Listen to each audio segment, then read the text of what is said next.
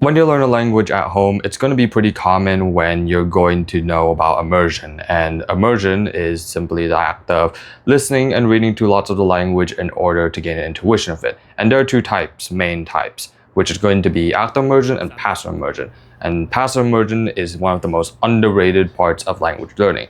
And it's simply just listening to something in the background while you're doing another task, which is also just, let's say, walking, doing the dishes, commuting, all these other activities that don't take up a lot of mental space, which gives you enough time to be able to just listen to Chinese and also be able to put a bit of focus into it. However, it's usually seen as something that's just a cool bonus that you can do. Just a time filler when you can't do the active immersion types, where when I'm talking about active immersion types is that when you sit down and really concentrate on a piece of content and even just trying to do lookups on it as well. But passive immersion is a lot more powerful than you think. It could be a really great way in order to improve your listening. It could be a really great way in order to not only just fill up the gaps in your time, but also help you just review things that you may have just put in, let's say, Anki or previous pieces of content that you were watching. And even with just pretty much the accumulation of just how much passive immersion you can do every single day, it could really result to something great if you try and give it a shot consistently every day. But of course, why should you listen to me first of all? Well, I go by Viral in the internet, and I have learned Mandarin for around 2 years using this immersion method, where I pretty much been listening and reading to lots of Chinese in order to then better get an intuition of it. And passive immersion was something that has been a lot on and off with recent times. However, recently I've now started to embrace it because I really noticed how much you can really learn by just simply pretty much listening to something in the background, and it's something that you may realize it's a lot more powerful than you initially thought. So I'm not going to go waste any more of your time here. Let's just go get right into it. So why should you passive immerse in the first place? So you know how immersion learners, let's say especially Japanese learners, usually would sit down and usually just watch anime all day in order to learn Japanese? Yes, that's usually the image we have as immersion learners, where it's pretty much just sit down, watch TV in order to learn a language type of thing. However, the thing about this is that even though you're watching TV in your language, you're going to have days where you're going to be a lot more busy. And this is where passive immersion comes in, where it pretty much allows you to, of course, as I had mentioned earlier, fill up gaps in your time in order to be able to listen to a language even though you're not just completely sat down and stuck in it. And it's going to be a lot better for you, a lot better for your physical health, where you are able to just go out and be able to, enjoy the world while you can. However, the thing about it is, as a busy student, yes, of course, I don't get lots of time, but I'm still able to improve in my Chinese because of passive immersion. And you may think, okay, but you're just going to be improving less because you're just doing less active immersion and you're just doing passive immersion all the time. However, this is not exactly the case, because there's a magical thing with passive immersion that actually makes it sometimes even at the level of active immersion in some cases. And that's simply being density. Density is just another way of saying how much language is in a given piece of content at a given time. And the most popular things we use in order to, listen to something in the background, even in English, are going to be things like podcasts, audiobooks, sometimes music, but let's just not count that for now. But let's say podcasts and audiobooks. And podcasts and audiobooks, when you think of it, don't podcasts and audiobooks usually have a lot of stops in their, dialogue speaking? Probably not. There are usually going to be a lot of language in just a given podcast or audiobook compared to something like a TV show. And things about TV shows is that definitely it is going to be a lot better if you were to sit down and pay attention to a TV show. But if you were to just free flow it compared to something like free flowing an audiobook and free flowing a podcast, you're probably going to get a lot more from the audiobook and podcast in the long run compared to the TV show, because TV shows usually tend to have sometimes fight scenes or maybe just times of silence when characters aren't just saying anything, and that can pretty much accumulate quite a lot in the long run compared to things like audiobooks and podcasts, where usually there's not going to be a lot of cuts, or there will be sometimes cuts, maybe some silences, some breaks, but it's usually not going to be a lot. It's usually not going to be as long as compared to things like TV shows. But what if I told you it's not just being a dense piece of content and helping you be able to listen more? What if I told you that passive immersion just pretty much acts as Anki on steroids? Now, What do I mean by this? Because Anki is, well, a flashcard system, you use it to review things, but that's what passive immersion is. It can be a very, very great way to review things, and you should really not underestimate this aspect of it, because passive immersion, one of the activities you could do with passive immersion is an activity called condensed audio, where you pretty much get a piece of, well, media, and then what you do is pretty much get subtitles of it, and pretty much you cut out all the parts, and pretty much well, condense the audio so that you are able to listen to it, and there's not going to be a lot of gaps in it how you usually would in just that normal TV show. All the fight scenes are gone, all the random romantic parts are gone where the characters are just staring at each other. Instead, all you hear is just dialogue, dialogue, dialogue, and dialogue. And it's a very powerful tool because you could use it from, let's say, a piece of content, let's say you intensively immersed beforehand, and even a piece of content that you even just simply free flowed. You could pretty much get that piece of content, make it into compressed content, and then what you could do is, well, you could use that condensed audio to then be able to listen to it in the background, and then you can pretty much subconsciously review these vocab words a lot easier. And this is a thing that I've taught in my matter reading course, and if you're interested about learning more techniques like these, then of course link in the description, check it out. Now, back to the point where pretty much, yes, you pretty much get to, let's say, use passive immersion as this sort of second Anki that not only boosts your Anki, but also makes it a lot easier for you to just remember words. Because the days where I actually use pieces of content and reuse them as either passive immersion, and not even just simply passive immersion where it's just extremely condensed, but pretty much just using the same piece of content, I found that a lot of words I could literally find as soon as, let's say, I put them into Anki, where Anki will first act as this anti-forgetting pill, where of course it just helps me remember what words are in it. Then after that, what would happen is that once I do the passive immersion, then I'm able to, let's say, oh yeah, I've heard that word before. Oh yeah, it's that word. Oh yeah, it's that phrase. Oh yeah, it's this phrase and that phrase, where it pretty much can act like a very, very powerful way in order just to review words. And this can be very, very powerful in the beginner stage, especially when, first of all, well, you're not going to be able to understand everything, and almost everything is going to be either some sort of intensive immersion. And even if you don't do lookups, you're probably going to be sitting down just like really, really just trying to strain yourself to understand. But if you add passive immersion, what could happen is that what you can do is pretty much be able to review it without the stress of just being able to sit down, and pretty much you get to just review words slowly and slowly and slowly and slowly. And then after that, well, you're able to get used to just the language and just pretty much have this repetition effect, and it's just going to just help you a lot better, while it's still sort of in a not way of like, it's still a bit new in the fact that where you can't understand everything at first, but also not just like repeating itself where you just have to sit through the entire thing again and just feel extremely bored. And even things like with pieces of new content, let's say podcasts and audiobooks, it's still a really great way to do this simply by the fact of just, well, you're going to be listening to Chinese, and it's going to be sooner or later where you're going to be running into many words that you have heard before or pretty much just seen before in free flow immersion. And pretty much what's just going to do is just, well, keep you in this sort of Chinese mode thing, which is a third argument of just, well, passive immersion, where many times when I do passive immersion, it still keeps myself in sort of this Chinese mode. And then you could pretty much just keep listening to Chinese. You just think that you're Chinese, just pretty much just identity part of just you forming this identity part of you, where you pretty much just listen to Chinese all the time. You just think you're in China, and then you can pretty much just, well, relax yourself this way. It's a bit less on the scale, but it's still, I feel, a pretty big argument that I want to just bring up right now. Now, of course, one big distinction I have to make before I just tell you how to actually passively immerse, which is actually just going to be a very easy part of it, is, of course, the difference between passive immersion and background immersion, because there's a difference between the two. Passive immersion is just what I mentioned right now, where you're still at least being able to focus on a piece of content, where you're at least going to be able to, let's say, well, let's say listen to something, but also let's say just do, let's say, a more mindless task. However, let's say right now I'm actually doing passive immersion right now, and let's say there's a speaker right there. Well, there isn't, but let's just pretend.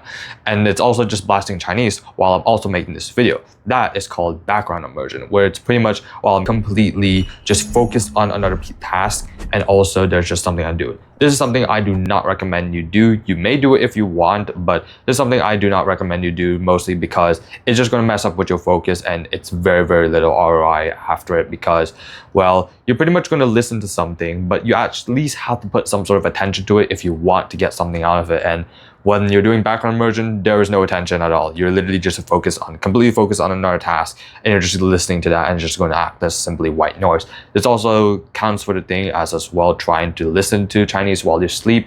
In fact, there are probably videos that are just listen to Chinese while you sleep that even have more views than this video, but that's just a distinction to make. And of course, there will be times where passive immersion will just sometimes turn to background immersion because, well, something happens while you're, let's say, doing the task, or let's say you're walking, or maybe let's say a dog barks at you. Some things will happen, and it's just okay because it's going to be natural for our attention to just sometimes wander, and then the passive immersion turns to background immersion.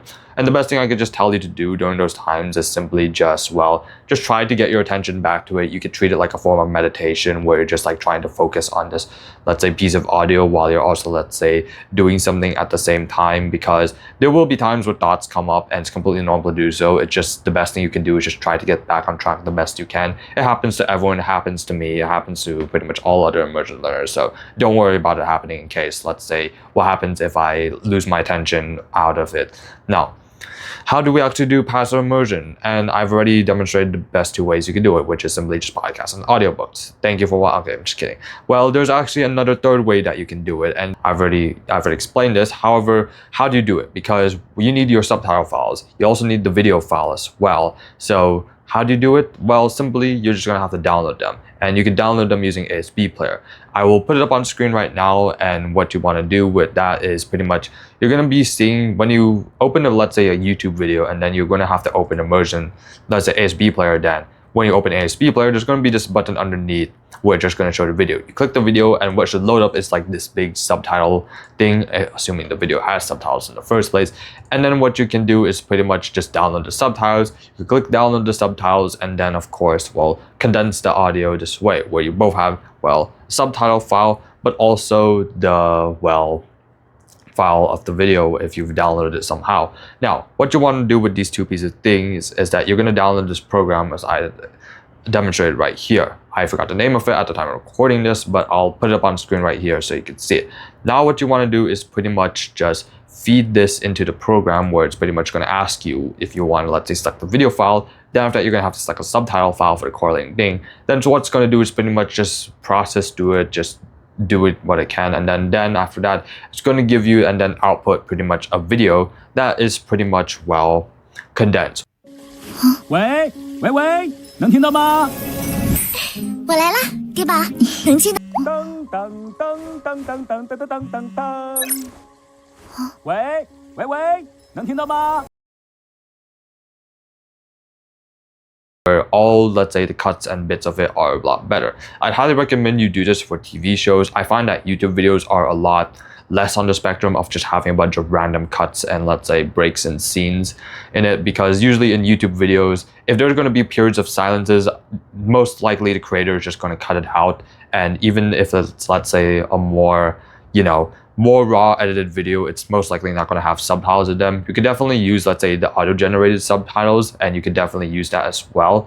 And even just another tip as well is that even though, let's say, the video does not have subtitles in your target language, let's say, for example, this TV show, which only has subtitles in English and Vietnamese, you could actually use English and Vietnamese subtitles in order to just use them just to sync it into the video, because they pretty much still, correlates to the parts and cuts of the video. So pretty much you could still use subtitles if you, let's say, really need to in other languages, and then pretty much use them in order to, compress the video this way. If you even find this just too troubling to do, then I'd recommend that you simply just listen to the thing that you want to listen to in the background. You're not going to get the effect of the density effect, but you could still get the effect of just like having Anki on steroids, and still a very, very powerful tool if you just find all the condensed audio just too much to do and just too, inconvenient to do. Speaking of which, passive immersion, if you want to be able to do it well, I highly recommend you try to make it as convenient as possible to do. Now, how do you make it as convenient as possible to do? There are a couple of ways to do this, and I may have demonstrated it in a couple of videos before. You pretty much want to get, let's say, your phone, or let's say dedicated let's say MP3 player or any other thing as pretty much your dedicated way in order to listen to things in passive immersion. And in order to do this, you're going to need, a device, of course, first. You already have a device, and this is why you're watching your video, a mobile device. Now, What the next thing you want to do is just get a pair of headphones. Usually I'd recommend more wireless headphones to be a lot better. And you may even consider doing the thing where you pretty much just have something playing, let's say just 24/7 and let's say low battery, and you could even put it in your pocket and pretty much have, let's say, a wired headphones, and pretty much every time you find some sort of gap in your day, you could pretty much just put it in and just like listen to something as well. But I just prefer to just listen to something when, you know, I pause it and then listen to something. Either way works. It's just pretty much how I'm just doing it, and that's one way to do it. Also, some programs I can recommend to you is not outside of just Spotify, Apple Podcasts, is that you could try this one app called Pocket Cast. Because the reason why it makes it so special compared to, well, other things is pretty much it actually has a way to condense audio, where there is this setting where you could actually click where you can actually cut out the silences of the podcast. So if you thought podcasts were already dense enough in their audio, now you can actually cut out all the silences and then pretty much make it like super condensed, and then you can pretty much have this language and you pretty much have this density all throughout your language thing. Now, that's pretty much how to do passive immersion. I just don't need to explain other things. And also, if you do want to as well, you could listen to things, let's say YouTube in the background. If you want to be watching YouTube in the background as well, then you're probably going to need YouTube Premium for that, or well, find other ways to do it. Now, of course, that's all I have to say about how to actually do passive immersion as well. And what about music? Because you just mentioned music. Because, okay, before we actually end this part, I actually want to just give music one mention. Music is actually a good way in order to get you motivated in a language. If you really like listening to music, especially music in your target language, then it could be a very great way in order to, well, listen to something. And if you really like the music, then you could also mine it later on. However, the thing about music is that if you want to be able to listen to just normal real life conversations, then music isn't really a good way to do it. Definitely it's going to be a lot better than just, let's say, listening to something in English. However, music, it's pretty much, we have just a lot better options like podcasts and audiobooks where just we have natural people talking. Because many times in music, even though I advocate that you don't really have to care about the naturalness of a piece of content, music is probably one of those exceptions, mostly because the way you sing and the way you talk are very two different things. Music, speech. So that's pretty much just one thing. You could listen to music if you'd like to, but just keep in mind that using more natural speech, things are going to just be a lot better to do.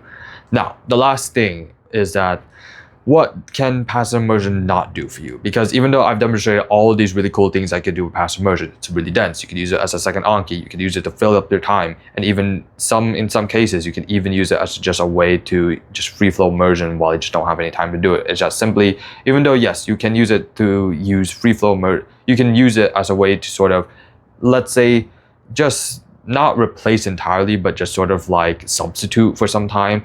It's not going to be an exact replacement, because passive immersion cannot really replace your free flow immersion, because free flow immersion compared to passive immersion is simply just your attention. You're going to be a lot more focused on a piece of content when you're just simply doing free flow, and you really can't replace free flow with it because of that factor. And if you don't have time where you're actually more attentively studying at least, or at least doing some sort of interactive or free flow immersion, is that you're not going to really make lots of progress in your language learning if the only thing you do is passive immersion. Don't get me wrong, there's going to still be many days where you might even do more passive immersion than active immersion. But if you try to take out the study part of, let's say, maybe doing some Anki or maybe doing some interactive immersion, then you're not going to be making almost any progress if you just simply only do passive immersion, only do passive immersion, where passive immersion can be a very great supplement. It's pretty much, like I said many times, it's Anki on steroids. But just like using Anki on itself, if you simply just use Anki on itself, it's not going to give you any good results, because, well, you haven't been immersing in anything, and you're just going to be memorizing words, but just in a little bit more of a efficient way. Same thing with passive immersion. You're pretty much, what you're going to be doing is that, yes, it's still going to be a lot better in Anki in terms of immersion, but it's not going to be enough, and you're still going to need to at least do some active things. Now, how much of passive immersion should you do a day? Well, simply try to do as much as you can. And if you can't do a lot of passive immersion throughout the day, then I don't really blame you. Probably really had a really busy day. But many of the times when you're not able to do active immersion, try to at least fit some sort of passive immersion routine and thing. For example, every time I wake up in the morning, I always try to do some passive listening to, let's say, an audiobook or a podcast that I'm listening for the day, and then times where I'm driving, I'd be listening to something. Pretty much try to find as much open time as possible in order to do it, in order to be able to reap the benefits of it. Because even if, let's say, you only listen, let's say, for just 1 hour, it could really build up over time. And the more times you could really find yourself where you're able to, let's say, passively immerse here and there, then it's going to be a lot more effective later on. Because even simply just doing, let's say, 3 hours of passive immersion a day compared to, let's say, the 8 hours of, let's say, just watching TV and sitting down, the 3 hours of passive immersion is going to be a lot more dense. And also, it's not like you're going to be completely away from just active immersion, and simply you'll still have a life. It's just what I'm going to say, is that you're going to have these just 3 hours of passive immersion. It is going to build up over time the more you do it. And it's not background immersion, so at least you're trying to concentrate on what's going on. You still at least know the gist of it, so at least then you're going to be able to, let's say, gain something out of it. So that's all I have to say. And pretty much what I've just demonstrated, this is pretty much what I've demonstrated to you why passive immersion can be so important. So give it out and give it a shot.